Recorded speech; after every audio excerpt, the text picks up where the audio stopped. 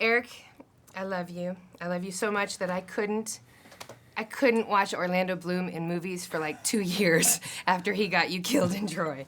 Like It was his fault. It was his fault, actually. It totally was his fault, It was coward. actually Orlando's fault. It wasn't Right. even his character's fault. Right, it was Orlando. He changed the course of the Iliad. He did. He really did. And you were a good guy. You didn't deserve to go out like that. I agree. I Thank agree. you. I've always wanted to just tell you. Thank you. Thank you.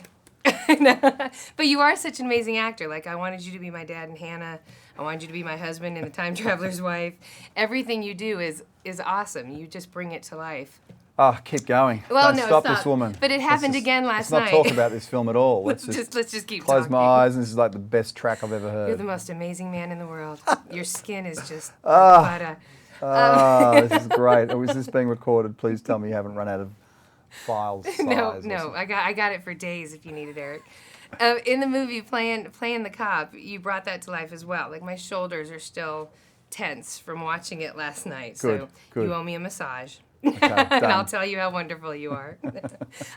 To get it down, that Bronx accent, did you have someone around you that'd be like, nope, that's not the right dialect? No, because by the time you're filming, if you still need it, you're in trouble. So that's the homework side of it. But I guess fortunately or unfortunately, in Australia, you grow up with American television, right? So I had heard a lot of it as a kid, so I was sort of fulfilling a bit of a childhood fantasy. I actually found it quite easy. I don't know why, but having Ralph around probably helped. Shooting in the Bronx helped. Yeah, totally. Everyone around you in New had the York. accent. Like the first thing I said to Scott when I met him was, "Please tell me we're not going to shoot this in Toronto." Yeah.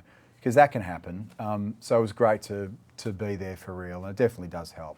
Were you sick of the rain by the time this movie was done? It was a challenge. Man. It was a challenge. Yeah, it's really tough on the crew, but it always adds to the element. Totally, and everything came together so well.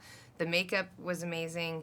The wind, what was being said, everything. Was there ever a moment where you in the scene you were like, oh, this is a little real. This is a little too real. Is there any scenes where that happens? Only with rain. There's just whenever I find rain hard to watch in movies because I just think about how uncomfortable everyone is. Yeah, true.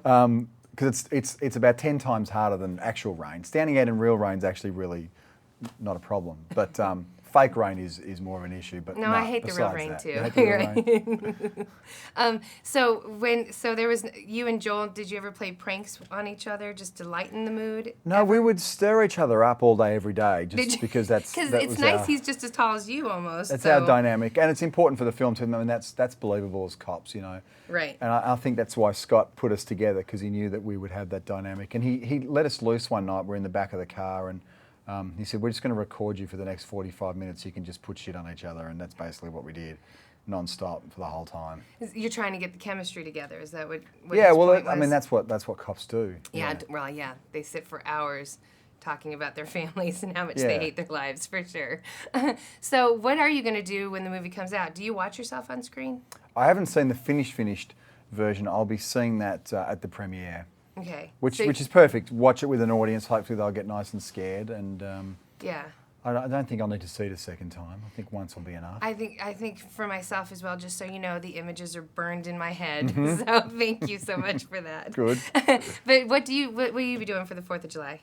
Anything? 4th of July. Kids or the family? Yeah, no, we don't celebrate it in Australia, so I know, I'll just be. You'll be back home. I'll by probably then? be at the football. Hopefully, my team will be playing, and I'll be at home. Racing a car. Hanging around, doing stuff. That's cool. It was a pleasure to meet you. Thank you very You much, too. Eric.